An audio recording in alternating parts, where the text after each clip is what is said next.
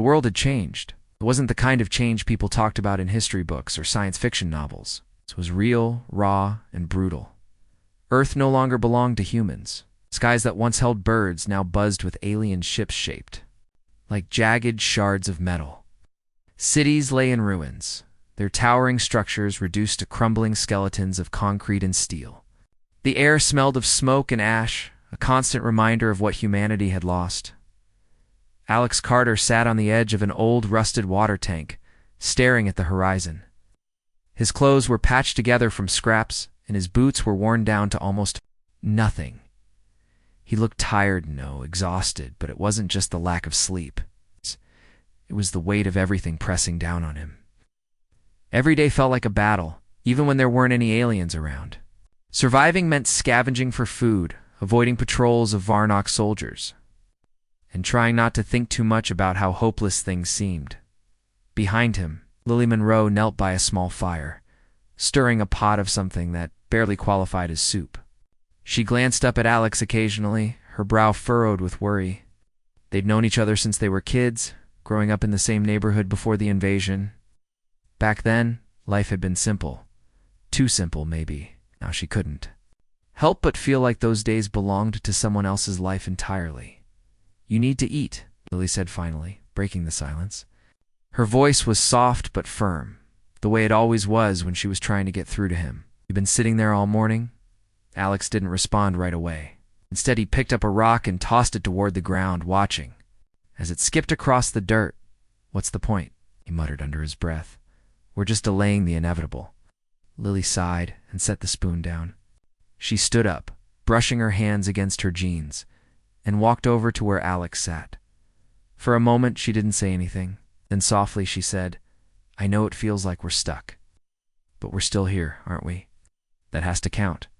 For something, he turned to look at her, his dark eyes clouded with doubt. "Still here? Barely? We're surviving, sure, but is that really living? Look around, Lil. There's nothing left." Lily followed his gaze, taking in the desolate landscape. Broken buildings stretched out in every direction, their windows shattered and walls scorched black. The streets below were empty except for the occasional patrol drone hovering ominously overhead. It was hard to argue with him. Harder still to find reasons to keep going some days, but she refused to give up, not yet. "There's always a reason," she said after a pause. "Even if we can't see it right now, maybe it's waiting for us to find it." Lex shook his head, though there was less conviction in the gesture than usual. He wanted to believe her, he really did, but hope was a luxury they couldn't afford anymore, or so he thought. Later that afternoon, while Alex scouted the perimeter for signs of danger, Lily decided to explore one of the nearby ruins. She'd heard rumors about an old research facility hidden beneath the city, untouched by the chaos above. Most people dismissed it as nonsense, but Lily couldn't shake the feeling that it might be true. If there was anything left worth finding, it would be there. The entrance was cleverly concealed behind a collapsed wall, its metal door barely visible beneath layers of debris. Using a crowbar she'd scavenged weeks earlier, Lily pried it open, wincing at the loud creak it made. Inside, the air was cool and stale, carrying the faint scent of chemicals. Flicking on her flashlight, she descended into the darkness. What she found took her breath away. Rows of dusty shelves lined the walls, filled with binders and folders marked with strange symbols and codes. Computers, long dead, sat on desks, covered in cobwebs. In the center of the room, protected by a glass case, was a single vial of liquid glowing faintly green dot. Her heart raced as she carefully opened the case and examined the label. It read Project Crisis X. Below it were notes detailing experiments conducted decades ago, describing a breakthrough discovery, latent genetic triggers within the human body capable of releasing extraordinary levels of strength, speed, and endurance during extreme stress. The researchers called it combat hormones, theorizing that these natural responses could be harnessed to enhance human capabilities far beyond normal limits. For a moment, Lily forgot where she was. Ow. All she could think about was the possibilities. If this worked, if They could somehow replicate it. Tit could change everything. Humanity might finally have a fighting chance against the Varnak. But as quickly as excitement surged through her, doubt crept in. Was it safe? Could they control it? What if something went wrong? She shoved those thoughts aside for now. First, she needed to tell Alex. When she returned to their camp, clutching the vial tightly in her hand, Alex immediately noticed the look on her face. "What happened?" he asked, standing up from where he'd been cleaning his rifle. "I found something," Lily said, holding up the vial. "Something big." Alex frowned, stepping closer to inspect it. "What is it?" "It's complicated," she admitted. "But basically, it's proof that our bodies are capable of doing incredible things under pressure. This could be the key to turning the tables on the Varnak." Alex stared at her, unsure whether to laugh or call her crazy. "You're telling me we can turn ourselves into superheroes?" "Not exactly," Lily replied, shaking her head.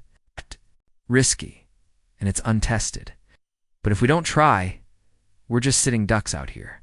They spent hours talking about it, weighing the pros and cons. In the end, Alex agreed to let Lily test the compound on him. He wasn't thrilled about being a guinea pig, but deep down, he knew they didn't have many options left. Either they tried something drastic, or they accepted defeat. That night, as they prepared for the experiment, neither of them slept. The weight of what they were about to attempt hung heavy in the air. Tomorrow would change everything for better or worse. The next morning arrived too quickly. The sun peeked over the horizon, casting long shadows across the barren landscape. Alex and Lily stood in the middle of their makeshift camp, surrounded by the tools and supplies they'd gathered for the experiment. A small table held a syringe filled with the glowing green liquid, its faint light pulsing as if alive. Neither of them spoke. The air was thick with tension, each second stretching longer than the last. "You don't have to do this," Lily said finally, her voice barely above a whisper. She looked at Alex, her hands trembling slightly as she held the syringe. "We can find another way." Alex shook his head. His face was pale, but his jaw was set with determination. "There isn't another way," he replied firmly. "If this works, it could save us. If it doesn't, well, we're not exactly winning right now anyway." Lily hesitated, biting her lip. She wanted to argue, to tell him that risking his life wasn't worth it. But deep down, she knew he was right. They were running out of time, and the Varnak weren't going to wait for humanity to catch up. Taking a deep breath, she nodded. "Okay, let's do this." They moved to a clear spot away from the fire, where Alex sat down on an old crate. Lily knelt beside him, her hands steady now, despite the fear gnawing at her insides. "You need to listen carefully," she said, her tone serious. "Once I inject you, the effects might hit fast. If anything feels wrong, if it gets too intense, you tell me immediately." "Got it?" "Got it," Alex said, forcing a weak smile. He rolled up his sleeve, exposing the scarred skin of his arm. The needle gleamed in the morning light as Lily positioned it above his vein. For a moment, they locked eyes. And then she pressed the plunger.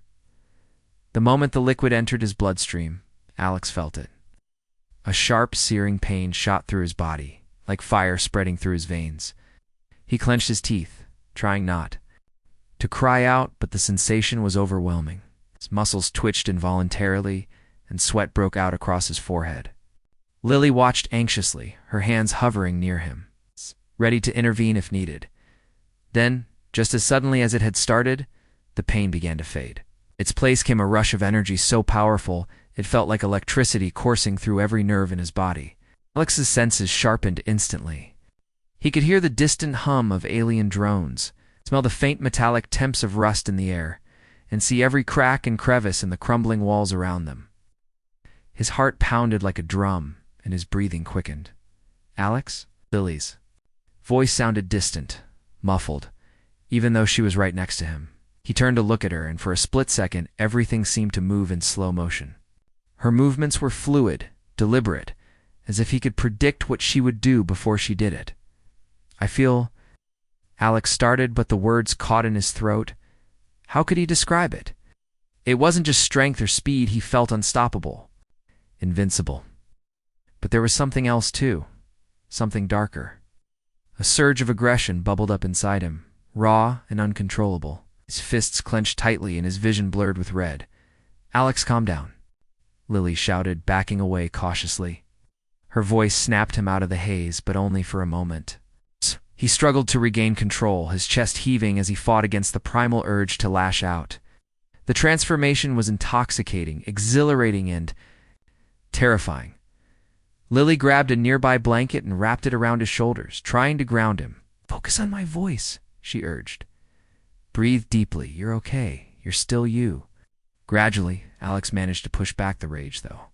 It left him drained and disoriented.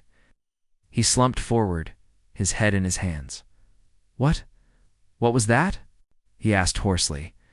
"That's what happens when your body goes into overdrive," Lily explained, kneeling beside him again. Her expression was a mix of awe and concern. "The hormone amplifies everything: your strength, your reflexes, even your emotions. But it's unstable. If we don't figure out how to regulate it, it could tear you apart." Alex nodded slowly, still catching his breath. Despite the danger, he couldn't deny the potential of what they'd discovered. For the first time in years, he felt hope stirring within him, a flicker of belief that maybe, just maybe, they could fight back. Later that evening, after Alex had recovered enough to stand, they sat together by the fire, discussing what came next. The vial of Crisis X lay on the table between them. It's glowed dimmer now, but no less significant. "We need more," Lily said, breaking the silence. "One dose won't be enough. If we're going to make a difference, we need to produce it on a larger scale." "But how?" Alex asked, rubbing his temples. "Even if we can replicate it, we don't exactly have a lab or the equipment we need." Lily leaned back, staring into the flames. "There are other places like the one I found yesterday. Old research facilities, abandoned hospitals. They might have what we need. It'll take time, but it's possible." Alex frowned. "Time is one thing we don't have. The Varnak aren't slowing down, and neither are those human factions. Working with them. Every day we waste is another day they gain ground." "I know," Lily said quietly, "but we can't rush this. If we screw it up, it could kill us or worse, fall into the wrong hands." Before Alex could respond, a noise interrupted them, a low rumble in the distance. Both of them froze, listening intently. Moments later, the sound of footsteps echoed through the ruins, growing louder with each passing second. Something was approaching. "Stay here," Alex whispered, grabbing his rifle. He moved silently toward the edge of their camp, peering into the shadows. Through the dim light, he spotted a group of figures making their way through the rubble. They weren't Varnak. They were human. But that didn't mean they were friendly. Lily joined him, crouching low behind a pile of debris. "Who are they?" she murmured. "I don't know," Alex replied, his finger resting lightly on the trigger. "But they're armed. They're heading straight for us." As the strangers drew closer, one of them stepped forward, raising a hand in a gesture of peace. "Hold your fire," a man's voice called out. "We're not here to hurt you." Alex hesitated, glancing at Lily. She gave a slight nod, and he lowered his weapon slightly. "Who are you?" he demanded, his voice firm. The man stepped into the light, revealing a weathered face and tired eyes. Behind him stood a group of about a dozen people, all dressed in patched-up clothing and carrying makeshift weapons. "My name's Ethan Blake," the man said. "We're part of a resistance group fighting the Varnak. We heard rumors about survivors hiding out here and came to investigate." Lily exchanged a glance with Alex, unsure whether to trust them. Resistance groups were rare these days, and many had been infiltrated by spies or turned into rogue militias. Still, they couldn't afford to turn away potential allies, not now. "What do you want?" Alex asked cautiously. Ethan gestured to the group behind him. "We're looking for people who can help us fight back. People who haven't given up. Yet, from the looks of things, you two might fit the bill." Alex tightened his grip on his rifle. "And what makes you think we're interested?" Ethan smiled faintly, though there was no humor in it. "Because you're still alive. Means you're either incredibly lucky or incredibly stubborn. Either way, we could use someone like you." Lily stepped forward, her curiosity getting the better of her. "Why should we trust you?" "You shouldn't," Ethan admitted. "Not completely, anyway. But let me ask you this. Do you really think you can win this war on your own? All right. You willing to take a chance on something bigger?" Alex and Lily shared another glance, the weight of the decision hanging between them. Finally, Alex sighed and lowered his weapon. "Fine, but if you try anything funny, you'll regret it." Ethan nodded, seemingly satisfied. "Fair enough. Now, why don't you tell us what you've been working on?" "Something tells me it's important." For a brief moment, Alex considered lying.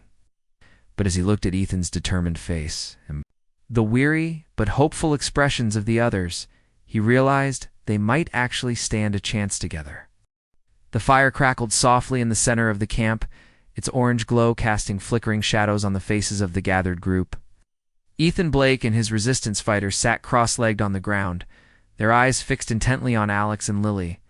As they explained what they had discovered, the vial of Crisis X rested on a small wooden crate between them, its faint green light drawing curious glances from everyone. "So let me get this straight," Ethan said, leaning forward slightly. His voice was calm but edged with skepticism. "You're saying this stuff can turn regular people into super soldiers?" "Not exactly," Lily replied, her tone cautious. "Gosh." She picked up the vial and held it up to the light, studying the liquid inside. "It enhances certain traits: strength, speed, reflexes, but it's not magic. It works by triggering hormones already present in the human body. The problem is, it's unstable. If we don't figure out how to control it, the side effects could be dangerous." Ethan raised an eyebrow, clearly intrigued. "Dangerous how?" Alex spoke up, his voice low and measured. "When I took it, I felt stronger than I ever have before, faster too. But there was also anger, like I couldn't control myself. It almost made me lash out." Murmurs rippled through the group. Some looked skeptical, while others exchanged excited whispers. One of the younger members, a wiry man named Ryan Cole, frowned deeply. "Sounds risky," he said. "What if someone loses control completely? You'd be creating monsters instead of soldiers." "Now that's why we need to refine it," Lily countered quickly. Her gaze swept across the group, searching for understanding. "If we can stabilize the formula, we might have a real chance against the Varnek. But it'll take time and resources we don't have here." Ethan stroked his chin thoughtfully, his sharp eyes narrowing as he considered her words. Finally, he nodded. "All right, here's the deal. We've got a base a few miles from here. It's hidden, secure, and stocked with supplies. If you come with us, we'll give you access to whatever you need to work on this project. In return, we expect results. Deal?" Alex hesitated, glancing at Lily. He trusted her judgment more than his own when it came to these kinds of decisions. She gave him a subtle nod, her expression firm. They didn't have much of a choice. Staying here meant running out of food, medicine, and eventually hope. Joining the resistance offered a lifeline even if it came with risks. "Deal, Alex?" said finally, extending his hand. Ethan shook it firmly, sealing the agreement. The journey to the resistance base wasn't easy. The group moved cautiously through the ruins, sticking to alleys and abandoned buildings to avoid detection. Along the way, Alex noticed how organized the fighters were. They communicated silently, using hand signals and gestures to coordinate their movements. Each person carried themselves with purpose, their weapons ready but not reckless. These weren't amateurs. They were survivors who had learned to adapt or die. Lily walked beside Alex, clutching the vial tightly in her pocket. She hadn't said much since leaving the camp, her mind clearly racing with possibilities. "Do you think they'll really help us?" she asked quietly, keeping her voice low. "They don't seem like bad people," Alex replied. "But we should still be careful. Trust doesn't come cheap these days." She nodded, though her expression remained troubled. "I just hope we're doing the right thing." By nightfall, they reached the base, a sprawling underground bunker hidden beneath the remains of an old factory. Heavy steel doors slid open. With a groan, revealing a surprisingly well-maintained interior, fluorescent lights buzzed overhead, illuminating rows of bunks, supply crates, and makeshift workstations. The air smelled faintly of oil and metal, stark contrast to the decay outside. This is where we operate, Ethan said, gesturing around proudly. It's not much, but it keeps us alive. It's impressive, Lily admitted, taking it all in. Her eyes landed on a corner of the room that had been converted into a lab. Tables were cluttered with microscopes, test tubes, and half-finished experiments. It wasn't state-of-the-art, but it was better than anything she'd worked with before. Ethan followed her gaze and smiled. That's Mia's setup. She's our resident medic and chemist. Maybe she can lend a hand with your project. No. As if on cue, a woman stepped forward from the crowd. She was tall and lean, with dark hair tied back in a tight ponytail and piercing green eyes. Her arms were covered in tattoos, and she carried herself with a quiet confidence that demanded respect. You must be the ones with the miracle drug, she said, her voice smooth but wary. Lily nodded, holding out the vial. This is what we've been working on. It's called Crisis X. Do you think you can help us improve it? Mia took the vial, examining it closely. After a moment, she handed it back and shrugged. I'll do what I can, but I'm not making any promises. This kind of science isn't my specialty.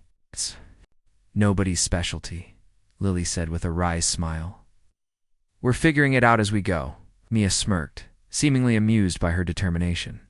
All right then, let's see what we can do. Over the next few days, the bunker buzzed with activity. Lily and Mia spent hours hunched over microscopes, testing different variations of the formula. Alex helped train the resistance fighters, teaching them combat techniques and strategies he'd picked up during his time as a soldier. Though he still struggled with the memory of his first dose of Crisis X, he pushed those thoughts aside, focusing instead on preparing the group for battle. One evening, after a long day of training, Alex found himself sitting alone in the mess hall. The room was quiet except for the hum of the fluorescent lights above. He stared into a cup of lukewarm coffee, lost in thought.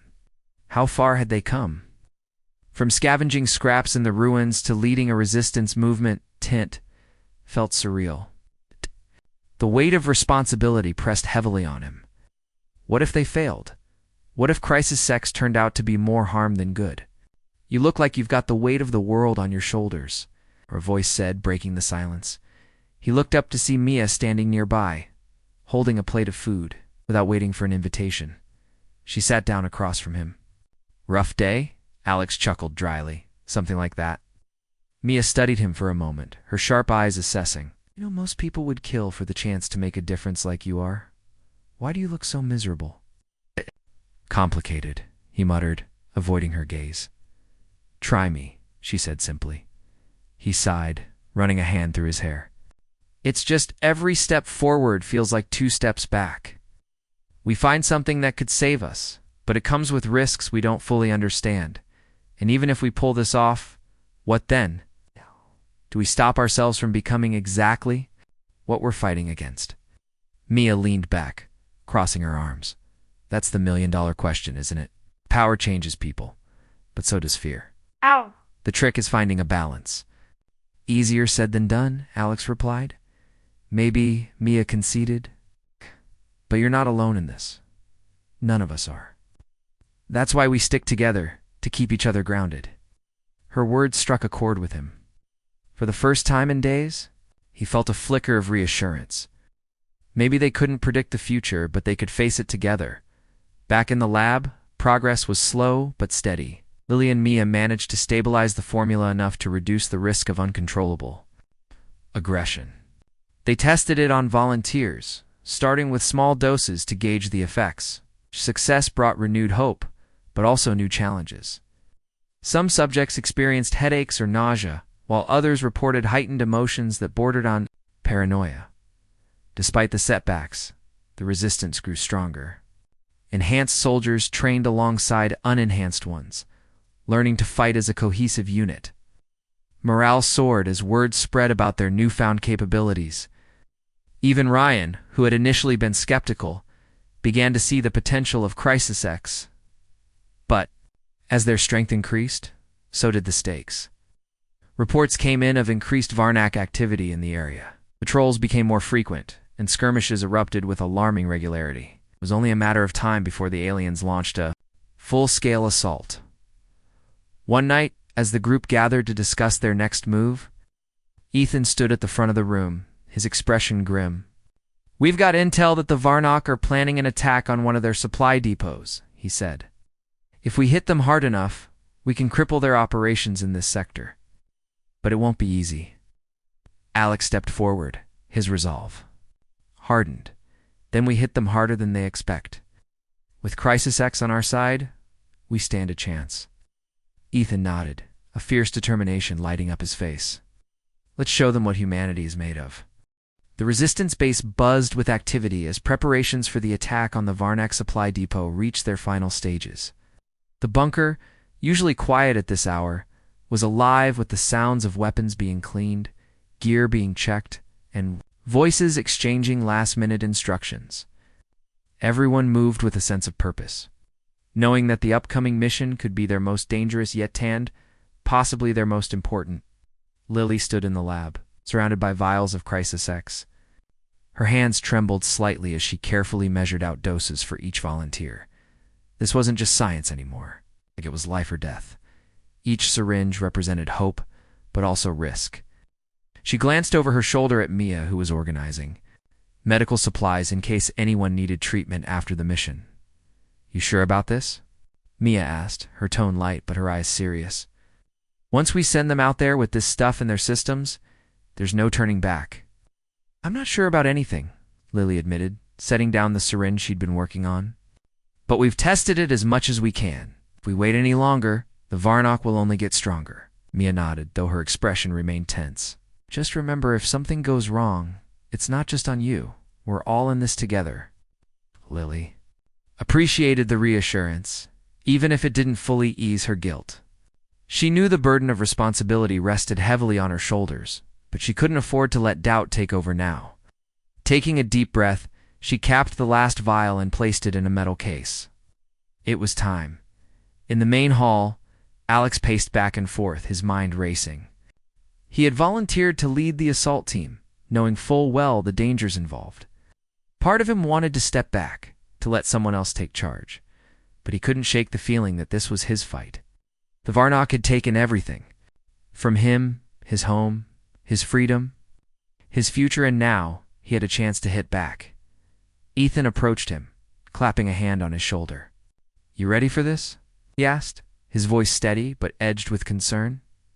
"As ready as I'll ever be," Alex replied, forcing a smile. "What about the others?" "They're pumped," Ethan said, gesturing toward the group gathered nearby. Enhanced soldiers mingled with unenhanced ones, their camaraderie evident despite the tension in the air. Among them was Ryan Cole, who had finally warmed up to the idea of using Crisis X. He sat, sharpening a blade, his focus unwavering. Alex watched them for a moment, feeling a surge of pride. These people weren't just fighters, they were survivors. They had endured unimaginable hardships and still found the strength to keep going. For the first time in a long while, he felt like they might actually have a shot at winning. "All right," Ethan said, raising his voice to address the room. "Listen up. We move out in 20 minutes. Stick to your teams, follow orders, and remember why we're doing this. Tonight, we show the Varnock that humanity isn't done fighting." A chorus of cheers erupted, echoing off the walls of the bunker. Alex joined in, letting the energy of the group fuel his determination. As the noise died down, he caught sight of Lily standing near the doorway. She held the metal case containing the doses of Crisis X, her face pale but resolute. "Are you okay?" he asked, stepping closer to her. She nodded, though her hands tightened around the case.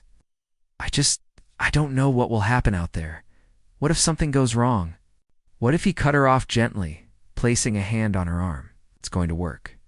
You've done everything you can. Trust yourself." Her lips quirked into a faint smile, easy for you to say. "You're not the one holding everyone's fate in your hands." "You're stronger than you think," Alex said firmly.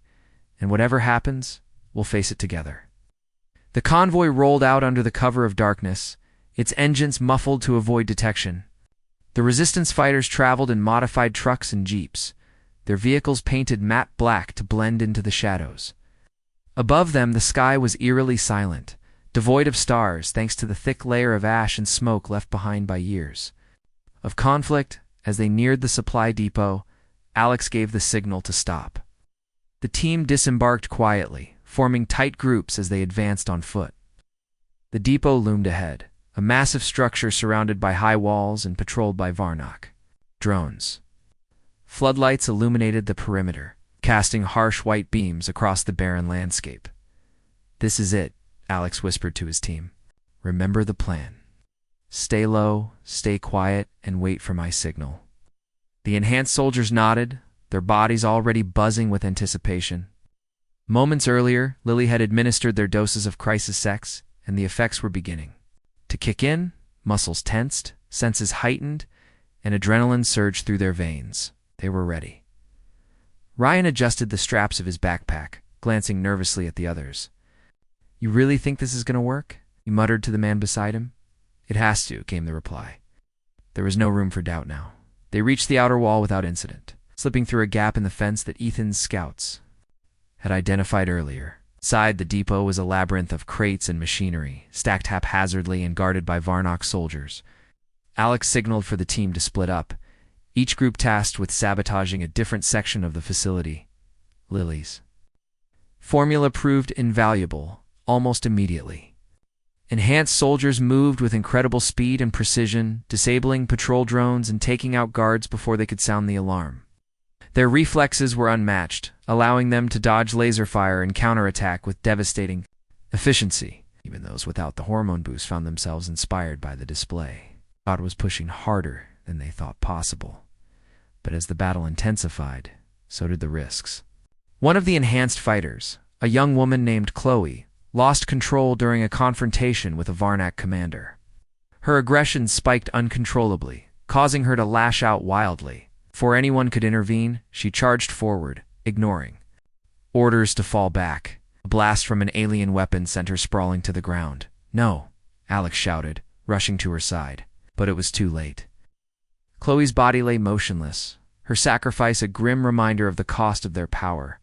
The loss hit the team hard, but there was no time to mourn.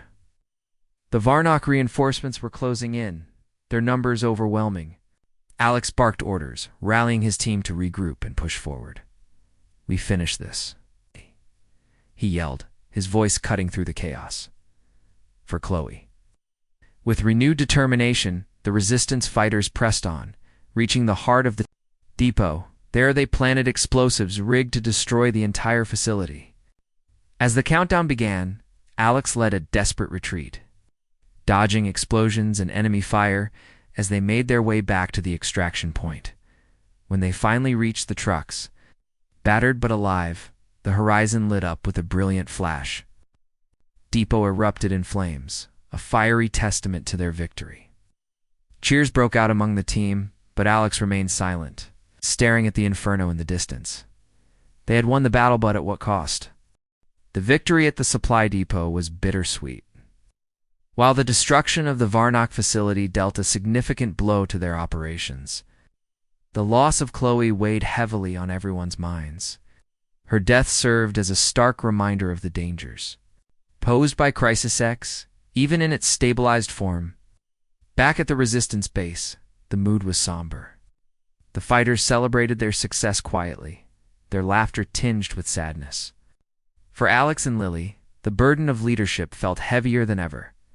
In the days following the mission, tensions began to rise within the group. Some members questioned whether the risks of using Crisis X outweighed the benefits. Others argued that humanity couldn't afford to hesitate, not when the stakes were so high. Among the dissenters was Ryan Cole, who had grown increasingly vocal about his concerns. "We're playing with fire," Ryan said during one heated meeting in the main hall. His voice carried across the room, drawing stares from the others. "Every time we use this stuff, someone gets hurt or worse, along until it's one of us next." Ethan stood nearby, arms crossed, listening intently. He didn't interrupt, letting Ryan vent his frustrations. It wasn't just him, many shared similar doubts, though few dared to speak up. Lily stepped forward, her expression calm but firm. "I understand your fears," she said, addressing the group. "Believe me, I do. but we can't go back to how things were before. Without Crisis X, we wouldn't have stood a chance against the Varnock. We're still learning, still improving. If we stop now, all those sacrifices will mean nothing." Her words resonated with some, but not all. Ryan shook his head clearly. "Unconvinced? Improving? That's what you call it? 'Cause it looks more like we're losing ourselves. How much longer until we forget why we're fighting in the first place?" Alex watched silently from the corner, torn between supporting Lily and acknowledging Ryan's concerns. He knew both sides had valid points. Crisis X gave them strength, but it also came with a price they might not be able to afford. Forever, meanwhile, unknown to the Resistance, news of their success had reached dangerous ears. Victor Kane, leader of a rival faction known as the Iron Claw, had spies embedded within the ranks of several rebel groups. When word spread about the enhanced soldiers and their mysterious compound, Victor saw an opportunity he couldn't ignore. Victor was a man driven by ambition and ruthlessness. Once a respected engineer, he had turned to crime after the invasion. Carving out territory for himself through violence and manipulation, his faction thrived on exploiting chaos, preying on weaker survivors, and striking deals with anyone willing, to pay including the Varnock themselves. When one of his informants reported back about Crisis X, Victor's interest peaked. A compound capable of turning ordinary humans into super soldiers? That kind of power could shift the balance of control entirely. And if there was one thing Victor despised, it was sharing power. He summoned his second-in-command, a wiry man, named Derek, to discuss the matter. They met in Victor's makeshift headquarters, a fortified warehouse littered with weapons and surveillance equipment. "What do you know about this project?" Victor asked, leaning back in his chair. His sharp eyes never left Derek's face. "Not much yet," Derek admitted, shifting uncomfortably under his boss's gaze. "But rumors say it's being developed by a group calling themselves the Resistance. Their leader, Ethan Blake, seems to trust the scientists behind it." Victor smirked, tapping his fingers against the armrest. "Scientists, huh? Predictable? Always chasing progress without considering consequences." He paused, his expression darkening. "Find out everything you can about this compound. Then bring me the formula and the people responsible for it." Derek hesitated, glancing nervously at the floor. "And if they refuse?" Victor's smile widened, cold and calculating. "Then make sure they regret it." Back at the Resistance base, cracks began to show in their unity. Ryan's criticisms gained traction among certain members, creating friction within the group. Some started questioning Ethan's leadership, while others openly challenged Lily's methods. The once cohesive team now felt fractured, their shared purpose wavering under the weight of doubt and fear. One evening, Alex found Ryan sitting alone in the mess hall, staring blankly at a cup of coffee. He approached cautiously, pulling up a chair across from him. "You've been quiet lately," Alex said, breaking the silence. "That's not like you." Ryan glanced up, his tired eyes meeting Alex's. "What's the point of arguing anymore? No one listens anyway." "That's not true," Alex replied.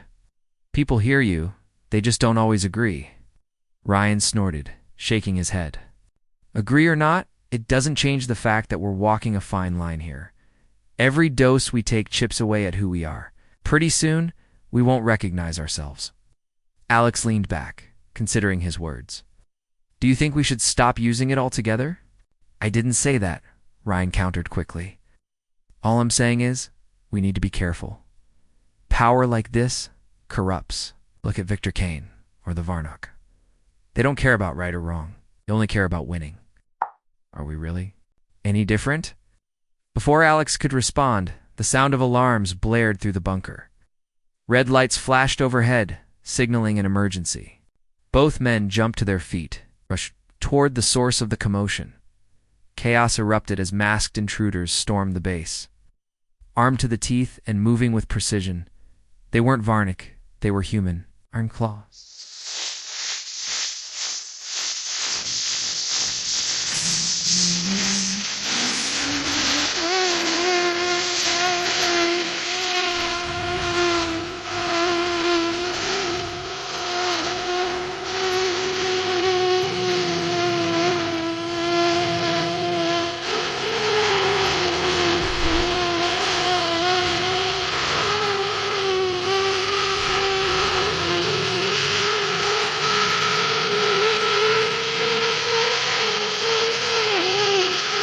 So? With our Victor Kane himself. The attackers moved swiftly, targeting key areas of the bunker and rounding up anyone they encountered. Lily was in the lab when the raid began. She heard shouting and gunfire echoing down the corridor, followed by the unmistakable sound of boots pounding against the metal floor.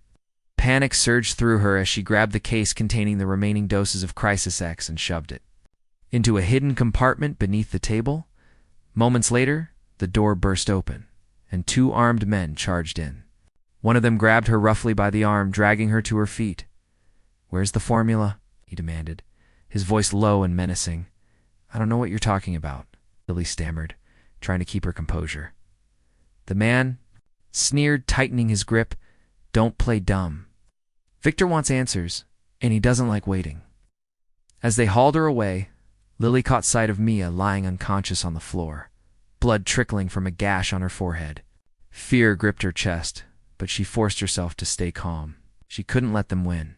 Not now. Elsewhere in the bunker, Alex fought desperately to repel the invaders.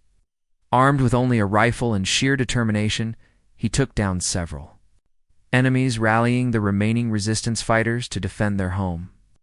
But the attackers were relentless, overwhelming them with numbers and firepower. Amidst the confusion, Alex spotted Ethan pinned down behind a stack of crates, exchanging fire with a group of Iron Claw soldiers. He sprinted toward him, dodging bullets as he went. "We need to fall back," Alex shouted over the noise. "Regroup and hit them hard." Ethan nodded, reloading his weapon. Together they managed to retreat to a secure section of the bunker, where a small group of survivors had barricaded themselves inside. "What about Lily?" Alex asked urgently, scanning the frightened faces around him. "Did anyone see her?" No one answered. Dread settled in his stomach. If Victor Kane had taken her, there was no telling what he would do. Hours later, the raid ended as abruptly as it had begun. The Iron Claw forces withdrew, taking Lily and several others with them.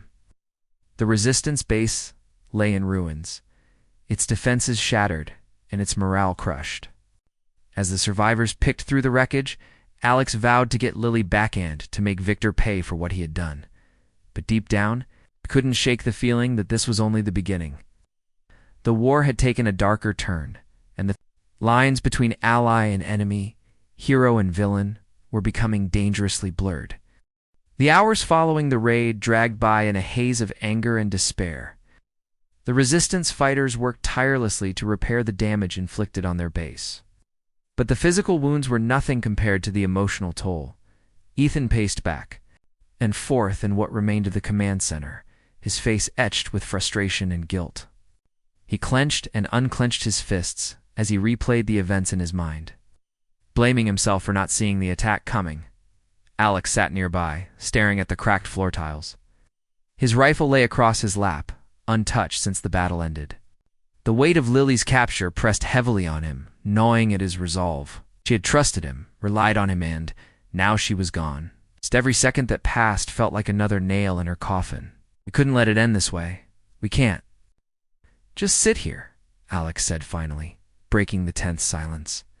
His voice was low but firm, cutting through the room like a blade. "We have to go after them." Ethan stopped pacing and turned to face him. "And do what? Charge into Victor Kane's territory without a plan? We're already stretched thin. If we rush in blindly, we'll lose more than we save." Alex stood up abruptly, his chair scraping against the floor. "Then what do you suggest?" "Wait around until he decides to kill her or worse." "No one's saying we should wait," Ethan replied, his tone softening. "But we need to think this through.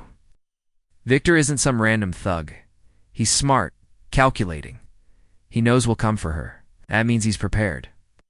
Mia limped into the room just then, her head bandaged from the earlier attack.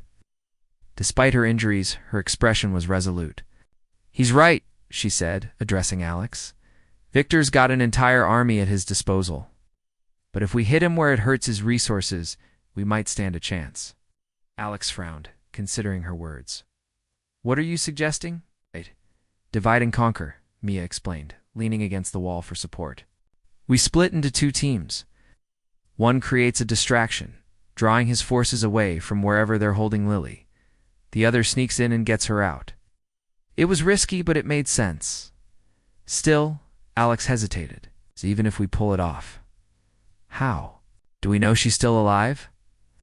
She's too valuable, Mia said confidently. Victor won't harm her until he gets what he wants, the formula.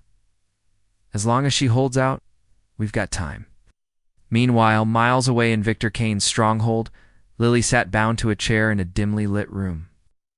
Her wrists ached from the tight restraints, and her head throbbed from the rough treatment she'd endured during the raid.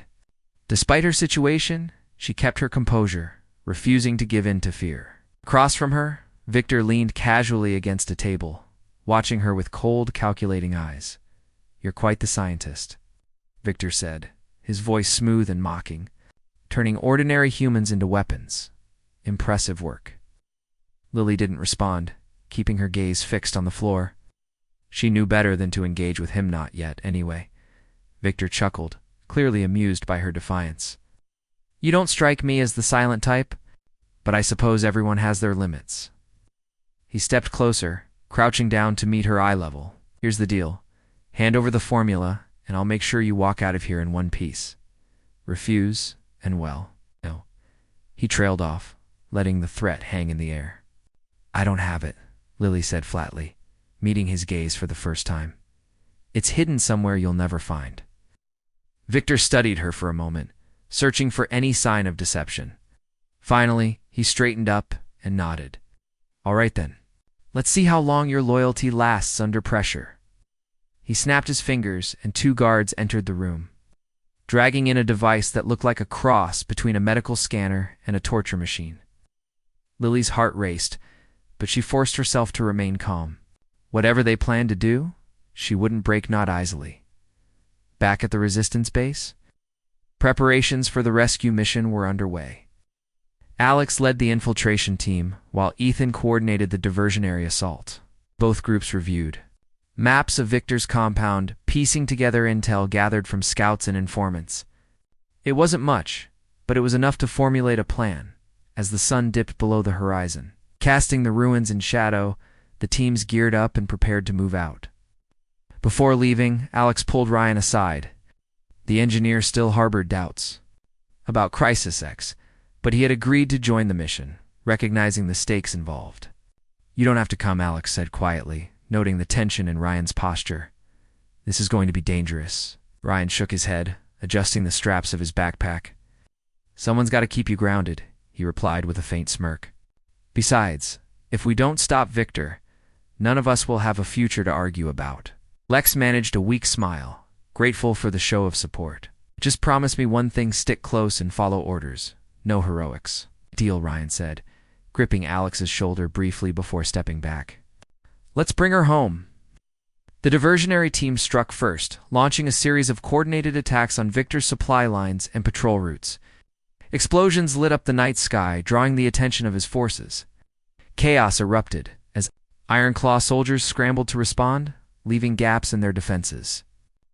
Taking advantage of the confusion, Alex's team slipped through the perimeter undetected.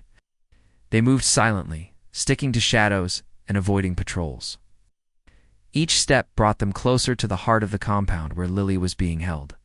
Inside, Victor monitored the chaos unfolding outside with growing irritation. "Send more men," he barked into a communicator. "I don't care how many they crush this rebellion now." His focus shifted when one of his lieutenants entered the room, breathless and pale. "Sir, we've got intruders inside the compound. They're heading toward the detention block." Victor's eyes narrowed dangerously. Oh, they came for her after all.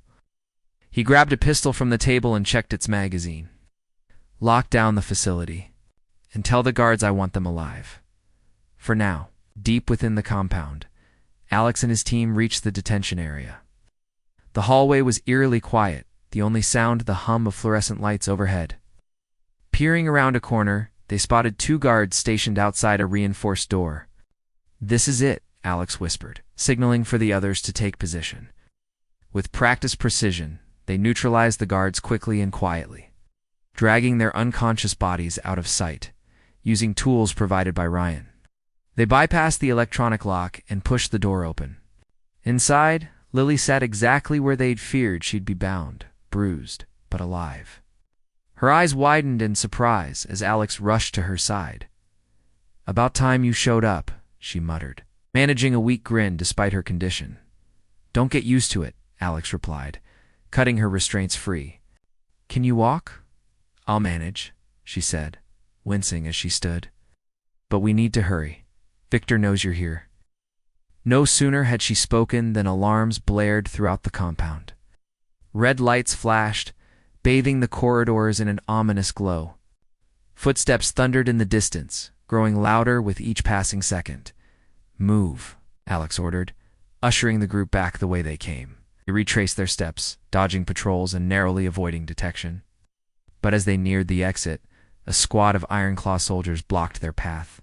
Victor emerged from behind them, his pistol trained squarely on Alex. "Brave of you to come all this way," he said, his voice dripping with mockery. "But did you really think it would be that easy?" For a moment, everything seemed frozen. Then, without warning, Alex lunged forward, tackling Victor to the ground.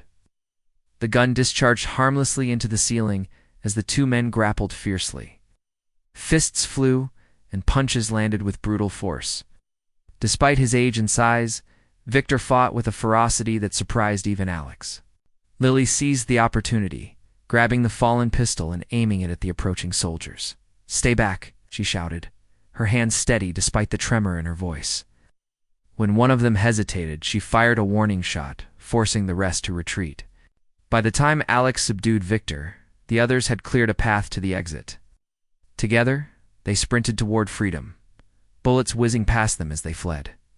Once outside, they regrouped with a diversionary team and disappeared into the night. Hours later, safe within the confines of their base, the survivors tended to their wounds and celebrated their narrow escape. Lily sat beside Alex, her head resting against his shoulder.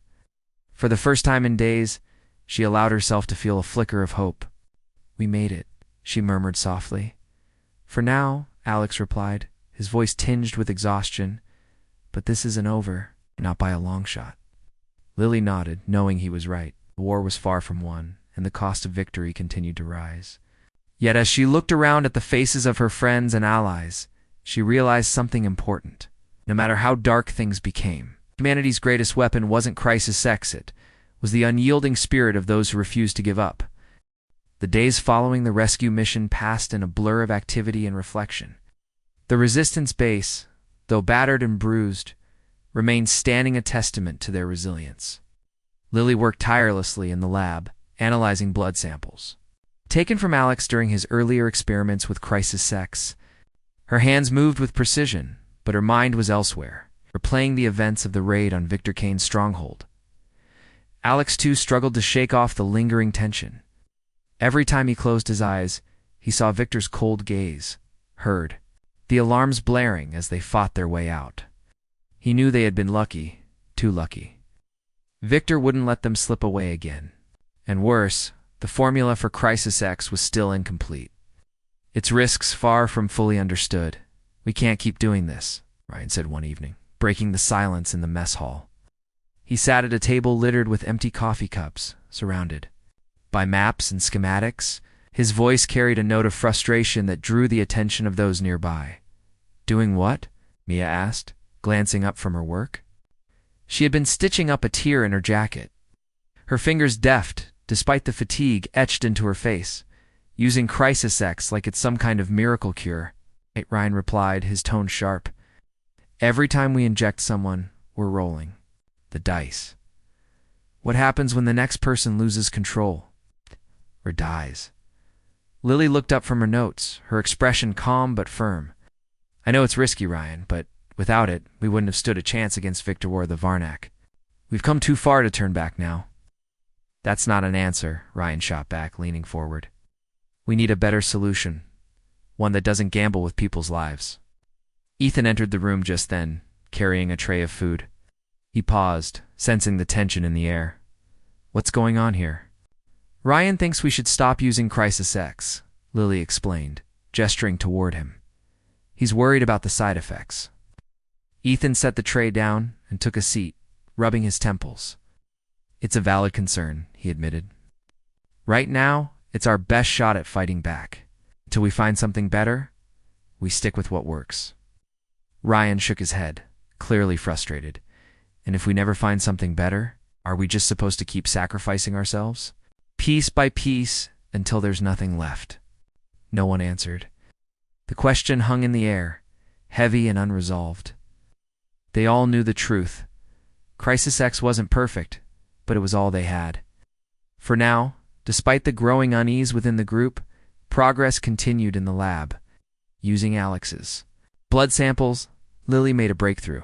She discovered a way to stabilize the hormone further, reducing the risk of uncontrollable aggression while maintaining its potency. It wasn't a permanent fix, but it was a step in the right direction. This could work, she said excitedly, holding up a freshly prepared vial. The liquid inside shimmered faintly, its glow steadier than before. It's not perfect, but it's safer than anything we've tried so far. Mia examined the vial closely, nodding approvingly. Right. Good job. Now let's test it properly before we roll it out to everyone. Lily hesitated, glancing at Alex. I want to try it first. No, Alex said immediately, stepping closer. You've done enough testing on yourself. Let me do it. It's my responsibility, Lily countered, her voice firm. I created this. If something goes wrong, I should be the one to deal with it. Alex opened his mouth to argue, but Ethan intervened. Enough, he said, raising a hand. We don't have time for this. Both of you are too valuable to risk. Let's find a volunteer instead. After some discussion, they agreed to test the new formula on Ryan. Though skeptical of Crisis X, he volunteered willingly, seeing it as an opportunity to prove his concerns wrong or confirm them. The injection went smoothly, and within minutes, Ryan began to feel the effects. His senses sharpened, his muscles tensed, and a surge of energy coursed through him. But unlike previous versions, the aggression remained manageable. He clenched and unclenched his fists, testing his reflexes before turning to the group. Feel okay? He admitted, surprise evident in his voice. Stronger, faster, but not like I'm losing control. Relief washed over Lily's face. It worked, she whispered, almost to herself. We did it. Encouraged by the success of the stabilized formula, the Resistance began training new recruits to use Crisis X effectively. Enhanced soldiers practiced combat techniques, learning to harness their newfound abilities without letting them overwhelm them. Even Ryan, once the biggest critic of the compound, became one of its strongest advocates. Still think it's a bad idea? Mia teased him one day after a particularly intense sparring session. Ryan wiped sweat from his brow, grinning despite himself. Let's just say I'm starting to see the benefits. As morale improved, so did their strategic planning. Ethan called a meeting to discuss their next move. Gathered around a large map of the region, the group debated potential targets. Their goal was clear: strike hard and fast, keeping the pressure on both the Varnak and factions like Victor Kane's Iron Claw. What about the communications hub? Mia suggested, pointing to a location marked on the map. If we take that out, we can disrupt their ability to coordinate attacks. It's heavily guarded, Ethan noted, frowning. But worth considering. We could split our forces again, Alex proposed. One team hits the hub, while another draws there. Attention elsewhere. Ethan nodded thoughtfully. A two-pronged attack. It's risky, but effective if we pull it off. The plan came together quickly, thanks to the enhanced capabilities of their soldiers. The night of the operation, the Resistance moved like shadows, slipping past enemy patrols and disabling key systems. At the communications hub, a small team led by Mia planted explosives with surgical precision, setting timers to ensure maximum impact. Meanwhile, Alex and his squad staged a diversionary assault on a nearby supply depot. Their enhanced speed and strength allowed them to overpower the defenders swiftly, creating enough chaos to mask the true objective. As the explosives detonated, severing the Varnak's communication network, cheers erupted among the Resistance fighters. For the first time in months, they felt like they were gaining ground, not just surviving, but thriving. But victory came at a cost. One of the recruits, a young man named Jake, lost control during the battle, overwhelmed by the rush of power. From Crisis X, he charged recklessly into enemy fire, sacrificing himself to protect his teammates. The loss hit the group hard. As they regrouped at the base, Alex found himself staring at the vial of Crisis X in his hand. It represented hope, strength, and survival, but also pain, sacrifice, and loss. He wondered how much longer they could sustain this delicate balance. Later, that night, Lily joined him on the roof of the bunker. Together, they gazed out at the horizon, where the first hints of dawn painted the sky in hues of orange and pink. "We're changing," Lily said softly, breaking the silence. "It's not just physically, but mentally. Every decision we make, every life we save or lose, it shapes us." Alex nodded, his jaw tight. "Do you ever wonder if we're becoming what we're fighting against? Stronger, yes, but at what cost?" Lily sighed, resting her head on his shoulder. "I think about it every day. But I also believe we can choose how we use this power. It's not the strength that defines us. It's what we do with it." Her words brought a flicker of reassurance, though doubt still lingered in Alex's mind. They had come so far, endured so much, yet the road ahead remained uncertain, fraught with challenges they couldn't yet foresee.